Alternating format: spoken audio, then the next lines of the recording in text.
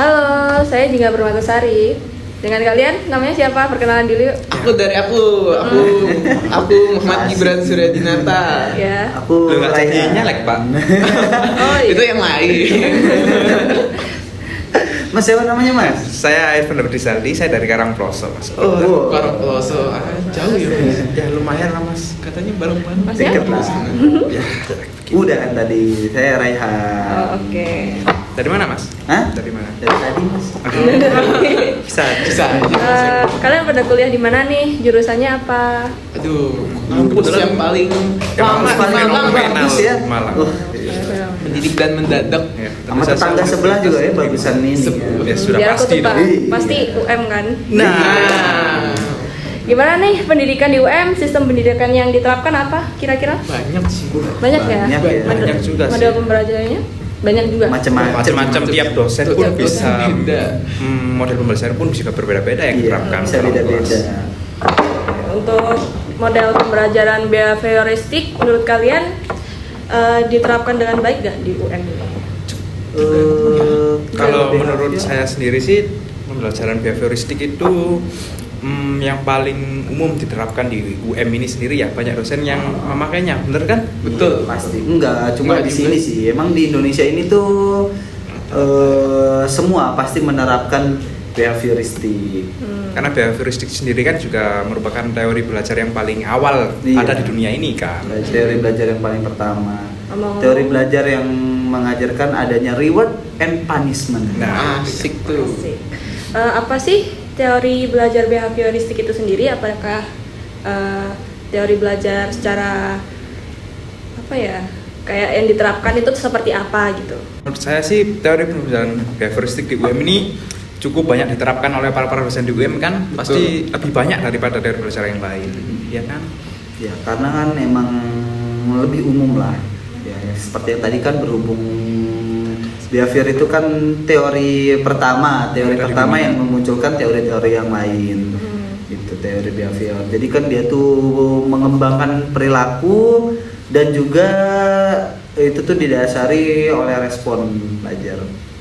Iya. Menurut pandangan kalian masing-masing nih, menurut kalian teori belajar behavioristik itu teori yang seperti apa sih menurut pandangan kalian ya? Kalau menurut saya ya, teori belajar behavioristik itu lebih menekankan cara belajar itu dari perubahan sikap atau kebiasaan. Jadi misal guru atau dosen itu memberi tugas, kan tidak semerta-merta memberi tugas, pasti kan juga bilang kalau tidak mengerjakan nanti saya beri nilai 0 atau saya tidak luluskan mata kuliah ini. Nah, seperti itu kan. Nah, otomatis dari perkataan guru tersebut siswa kan memiliki stimulus respon. Jadi secara otomatis siswa juga pasti akan mengerjakan karena takut kan, yang nomor satu. Lalu kemudian guru kan juga jika tugasnya bagus atau tugasnya baik, itu kan saya akan memberikan poin plus atau bagaimana. Nah, pasti secara tidak sadar siswa kan juga harus mengerjakannya dengan baik. Seperti dalam pembelajaran di kelas pun, jika ada presentasi, dosen juga kalau ada yang bertanya nanti saya nilai, seperti itu kan. Otomatis banyak kan siswa yang angkat tangan untuk bertanya, seperti itu. Kalau dari Mas Ryan sendiri bagaimana? Walaupun jarang juga sebenarnya. Iya sih. Kadang juga kan. Ya sependapat sih sama Mas David tentang teori behavior tersebut. Menurut Mas Gibran? Sama gitu. Oh, sama juga ya. Setuju. Dari belajar behavioristik itu kan memang garis besarnya seperti yang dijelaskan oleh Mas David ya. Iya. Oke. Terus apakah menurut kalian teori ini sudah sangat baik dan sangat sesuai untuk karakteristik siswa di UM ini sendiri? Kalau dibilang sangat baik sih kita nggak tahu ya, soalnya kan karena tiap individu itu kan berbeda. Bahkan tiap penerapan dari pengajar pun juga berbeda kan, ada Iya. yang baik, ada yang tidak. Iya, penerapannya Ada yang efektif, ada yang bisa. teorinya sama, tapi mungkin cara mereka untuk menerapkannya itu kan berbeda. Dan juga sebenarnya itu berpengaruh sama ya mahasiswanya juga, karena kan mahasiswa tuh ada yang sudah dikasih tahu apa reward dan punishment-nya, dia jadi termotivasi karena itu, ada yang dia kan kayak bodo amat gitu. Nah, justru kayak di situ tuh fungsinya guru tuh gimana caranya buat Memberikan lebih stimulus menekankan respon lagi. juga kan? Iya, buat lebih menekankan. Berarti fungsi guru di sini sangat berperan besar ya dalam teori Iya. belajar ini. Nah. Dari yang dijelasin sama Mas Rehan sama Mas David itu tadi berarti ada model pembelajaran. Nah, model pembelajaran itu apa yang diterapkan Mas Gibran? Nih, model pembelajaran yang ada itu apa namanya sebutannya itu ada namanya direct instruction, yaitu model pembelajaran yang dilandasi oleh apa namanya teori belajar yang berasal dari perilaku rumpun atau behavioral family, khususnya dikembangkan oleh training behavioral psychologist. Oh, oke. Jadi teori ini menekankan perubahan perilaku sebagai hasil belajar yang dapat diobservasi. Oke, dari model pembelajaran yang dijelaskan sama Mas Gibran tadi, apakah ada model pembelajaran yang lain? Kalau setahu saya itu ada beberapa model pembelajaran lain ya. Salah satunya itu dari sebuah tokoh yang bernama Ivan siapa itu? Pavlov. Ivan Pavlov, Ya. iya. Oh iya, Ivan Pavlov jadi itu sendiri. Ivan Pavlov tuh dia mengemukakan bahwa dalam model belajar ini itu terjadi melalui proses antara asosiasi antara stimulus netral dengan stimulus yang telah ada sebelumnya. Nah, jadi ini tuh stimulus menghasilkan netral itu respon yang tidak bagaimana? sadar terhadap. Jadi secara gampangnya langsung ke contohnya itu. Jadi contohnya bahwa dalam kelas itu kan guru menggunakan stimulus tertentu. Jadi menggunakan stimulus tertentu untuk merangsang respon siswanya. Jadi kayak misalkan kita tuh entah itu stimulusnya berupa dia ngejelasin atau berupa memberikan tugas, yang pasti itu untuk merangsang respon siswa. Jadi jadi kan dengan memahami bagaimana antara stimulus dan responnya yang itu terbentuk gitu loh. Nah, jadi itu pengajaran tuh dapat dirancang sedemikian rupa, dan juga sebenarnya tuh kita juga bisa menggiring lebih tepatnya kayak menggiring respon siswa. Jadi kayak misalkan kita memberikan stimulus tertentu yang akan menggiring respon siswa ke arah mana gitu ya. Dan jadi kembali lagi ke peran guru ya sebenarnya. Iya, emang model ini tuh Peran guru sangat penting. sangat- Kalau sangat fatal juga kalau misalnya gurunya udah Ini tidak kan nyeleweng ya. Iya. Ya kalau gurunya misalkan ngajar kayak diem-diem aja gitu, atau misalkan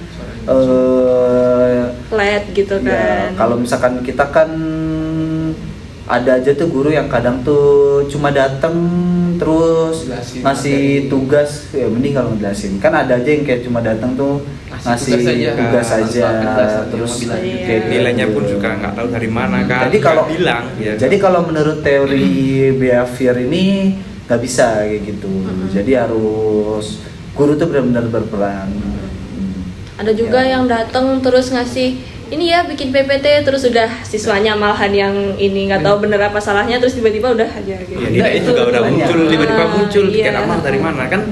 Kalau seperti itu kan stimulus respon dari siswa yang belajar juga tidak terbentuk. Mereka tidak tahu bagaimana apa yang sebenarnya harus kita lakukan agar nilai kita menjadi bagus, kan nggak tahu. Terus yang bener itu gimana? Ya, jika ada sebenarnya- suatu kesalahan juga mereka juga tidak dihukum, mereka dibiarkan kan, kayak ya udah sakarepmu gitu seperti Langsung tiba-tiba dinilai gitu aja Iya. ya kan, gitu kan. Itu Jadi kan ya, pengajarnya gitu, ya.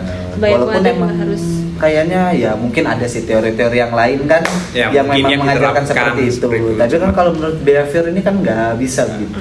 nggak Jadi menurut cocok. behavior, iya. Jadi ini sudut pandang kita sebagai teori behavioristik ya. Terus apakah ada model pembelajaran yang lain? ada juga yang model pembelajaran yang menerapkan tentang penguatan dan hukuman. yang Itu. yang tadi kita jelasin. Iya, yang tadi awal dari kita tentang jelasin juga. reinforcement dan punishment. Apa sih itu? Kalau Apa itu reinforcement? Apa itu? Kalau reinforcement itu sebenarnya adalah penguatan, atau bisa bilang untuk bahasa ya gampangnya motivasi lah. Oh, Motivasi bagi siswa yang mungkin memenuhi harapan guru atau bahkan melebihi harapan dari pengajar itu sendiri. Misal siswa membuat guru senang dengan perilakunya atau dengan pencapaiannya, guru kan juga memberikan motivasi atau penguatan agar siswa tersebut dapat lebih ya dapat pembelajarannya itu berjalan lebih maksimal Lebih dan bersemangat. Iya. Semangat ya. lebih semangat juga. Terus setahu saya juga bisa dengan memberikan reward Ya, seperti itu. Mungkin kalau tambahan gitu ya. nilai kayak gitu-gitu. Nilai bagus. Kayak gitu. Jadi kan jadi diharap tuh siswa yang mendapatkan punishment itu akan lebih Jerah. sadar, ya jerah, dan dia kan bisa memperbaiki diri Ya, seperti ke itu. depannya, bisa lebih baik lah. Dan introspeksi diri. iya benar, bisa introspeksi, betul sekali. Bapak Gibran. Nah, terus yang dapat reward, tapi bukan berarti yang dapat reward ya udah dia merasa puas hanya dengan itu aja. Maksudnya tuh dia yang dapat transformance itu dia bisa lebih meningkatkan lagi. Jadi yang sekarang udah bagus Lebih diharap bisa lebih, ya minimal dia bisa nggak turun lah. bisa terus naik mempertahankan. kan? Iya. Terus naik. Iya, minimal bisa Ya, mempertahankan minimal bisa mempertahankan. kemampuan itu. Namun dalam hal ini pun juga ada kelemahannya juga menurut saya.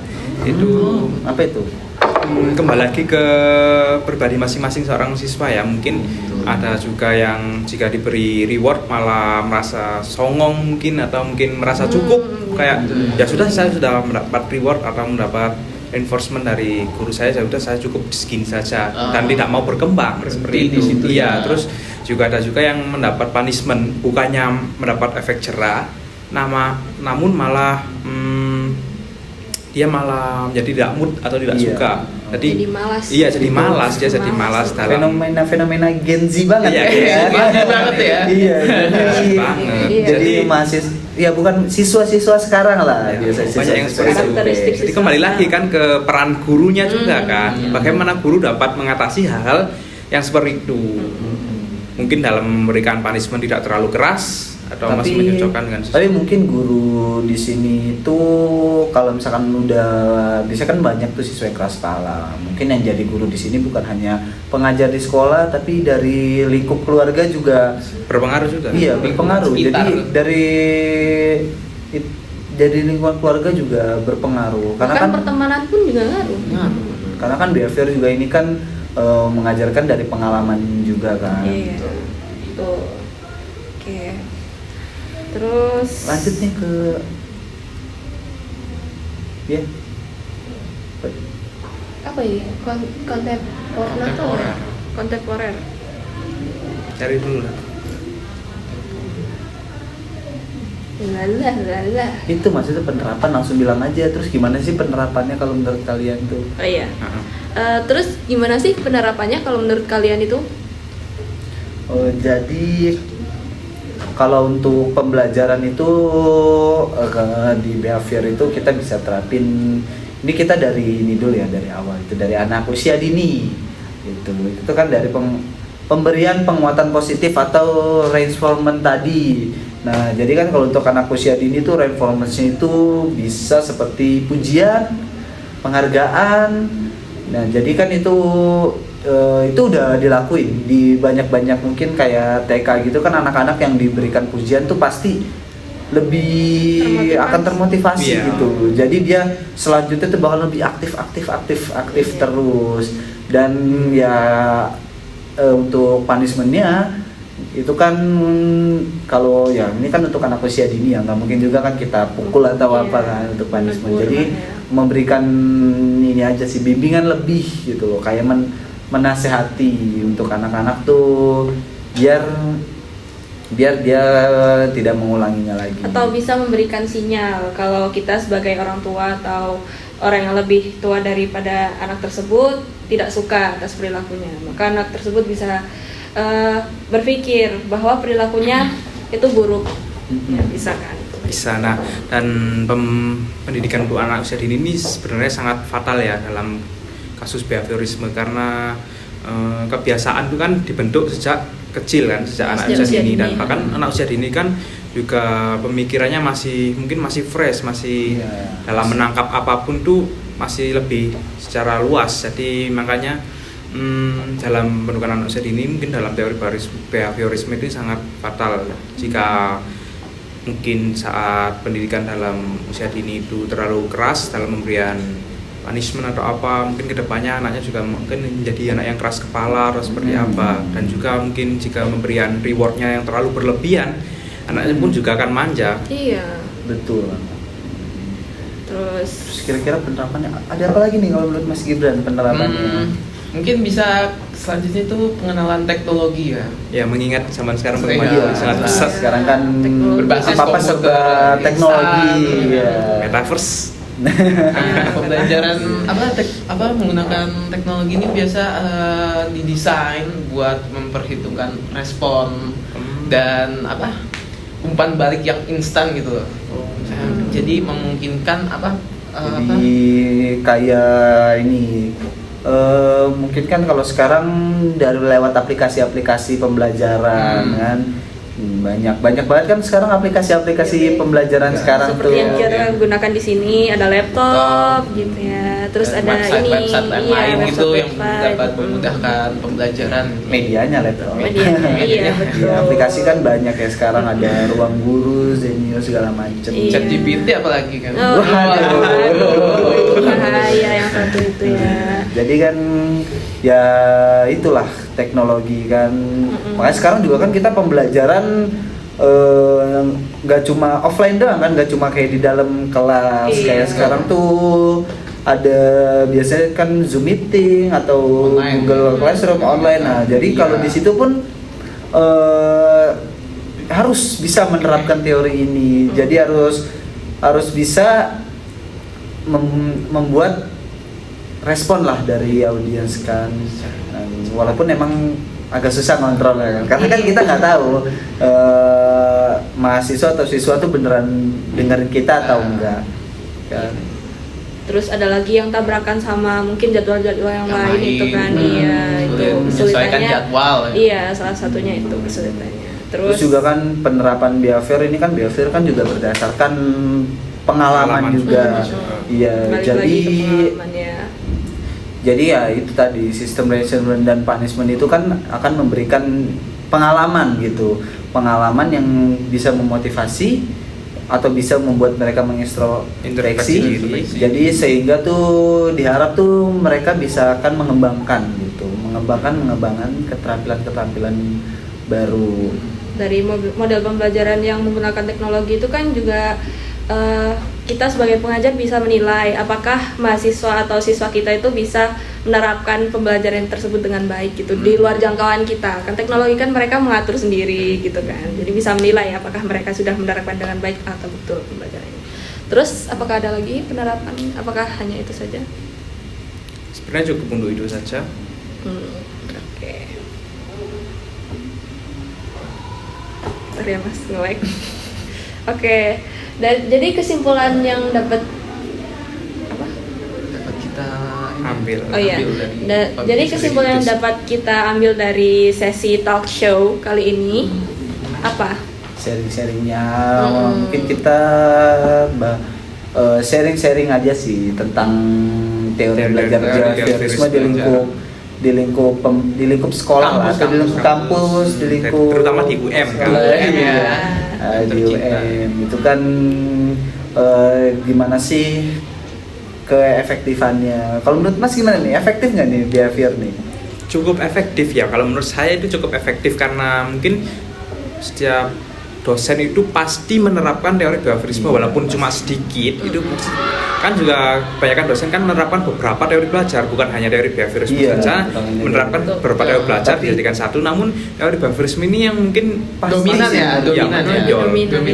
dan karena pasti mungkin diterapkan, iya, karena memang dari awal teori ini adalah teori yang paling utama kan, paling pertama. Dan dia kan memang menekankan banget itu pentingnya penguatan dan hukuman. Jadi reinforcement dan punishment tuh ya sangat-sangat dijunjung ya. Iya, apalagi di highlight ya. Untuk membentuk dan memodifikasi perilaku baik dalam konteks pembelajaran maupun kehidupan sehari-hari. Iya itu. Dan juga teori ini kan juga sangat cocok di Indonesia juga kan, karena mungkin orang Indonesia itu terbiasa dari kebiasaannya, dari pengalamannya, seperti itu, dari hukuman dan rewarding juga itu, seperti itu.